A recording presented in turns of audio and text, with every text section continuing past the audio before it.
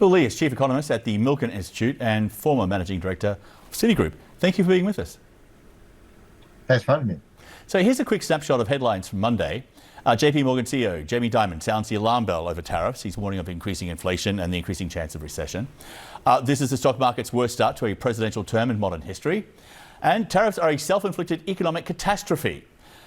Is there now sort of a growing realization that Donald Trump isn't using tariffs to force negotiations for new trade deals, but instead he is determined to use tariffs to rework how the US and world economy actually operate? That's a very good point. I think we should sort of ease off on the notion of focusing on tariffs, because that seems to be the obsession of everyone right now as to what the tariffs are doing. And remember, tariffs are but one instrument in a package of policies that are being proposed by Donald Trump. One of the things that he got elected on was this MAGA agenda. The agenda had the objective of increasing employment and production in the United States, reshaping global supply chains, and resecuring them. One of the ways of doing that would be reduce the size of government, reduce taxes, reduce regulations, and incentivize foreign investors and domestic investors to invest in the United States. So that's the package. Tariffs are in some ways a metaphor, is the medical analogy that President Trump started to say, I think, and let me continue it, to say if you have a patient with cardiac problem, atrial fibrillation, you want to give him a blood thinner. And so you give him a drug called Coumadin. But Coumadin is also rat poison. And too much rat poison is going to kill the patient. And the right package of treatments will involve Coumadin and a host of other policies, including smaller government, fewer regulations, and lower taxes. And I think that's the package that we need to focus on. And right now, the objective of Donald Trump is to reshape the global trading system in a way that's more appropriate for the 21st century and not post-World War II. Okay, because there's a lot of criticism that basically this tariff policy takes us back to the 19th century or the 18th century. Here's the US president speaking last week announcing reciprocal tariffs. In 1913, for reasons unknown to mankind, they established the income tax so that citizens, rather than foreign countries, would start paying the money necessary to run our government. Then in 1929, it all came to a very abrupt end with the Great Depression, and it would have never happened if they had stayed with the tariff policy. Just very quickly, very quick answer if you could. Is there any credibility to the president's argument the Great Depression would not have happened if the US had continued using tariffs? It would not have happened if the Federal Reserve didn't make a mistake, but the tariffs did worsen the global trade situation. Okay. I think there's no doubt about that. Okay. But tariffs are, I think, being looked at as a source of revenue, but it's just a supplement to the main source of revenue, which is income tax. The main source of revenue actually from the tariffs are going to be the jobs that are created, the new production that's being put in place when you incentivize people to invest in the United States. And the tariffs are one way of getting people to negotiate how investments will take place in the United States. I think that's the focal point that I think is being missed by a lot of the analysts out there. Okay. There's also the formula, which the White House says was used for calculating tariffs. This is it. It's got a lot of Roman numerals and stuff in there. And here's what the Conservative Tax Foundation said about it.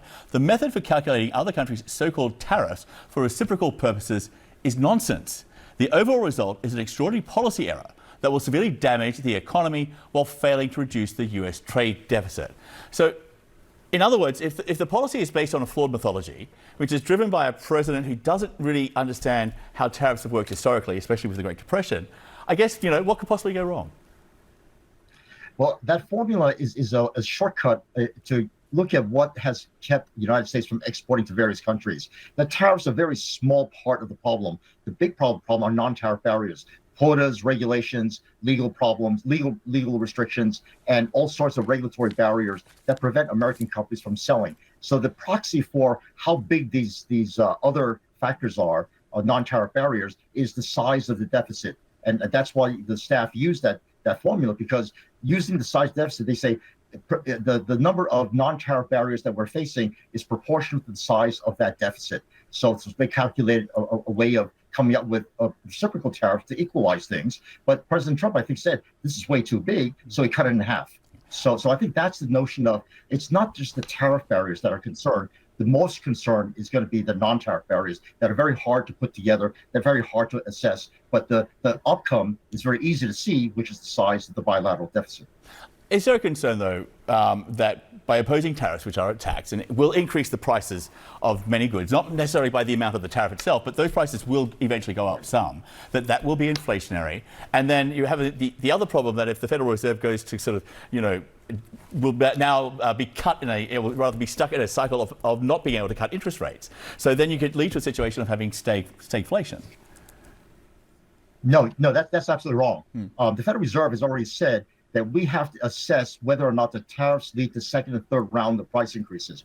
The Federal Reserve, and when I was a staffer there, and they're telling current staffers, the policy is put in place by looking at continuing inflation problems. That is, if inflation expectations become unhinged, then we start to do something with tightening policy. But a one-time, two-time, price increase, just price level increase, that doesn't lead to further increases in prices, those the Federal Reserve will overlook and ignore and focus in on what's going on in the labor market. So it's absolutely wrong to say that the Federal Reserve is caught in a bind with inflation versus stagnation. And also, by the way, reducing imports will boost GDP. I think the source of the problem right now is the uncertainty about whether the MAGA package, the whole policy agenda that is being promised by President Trump during his election, whether that goes in place or not. That uncertainty is what's leading to the freezing of expenditures, not the tariffs themselves, and certainly not reducing imports. And any economist will tell you, you reduce imports, you boost GDP. So I think the analysis right now has to be a little bit clearer, and the politics has to be reduced. But reducing the politics would be a very good start. Bill, thanks for being with us. Bill Lee there. Appreciate your time, sir. Thanks for having me.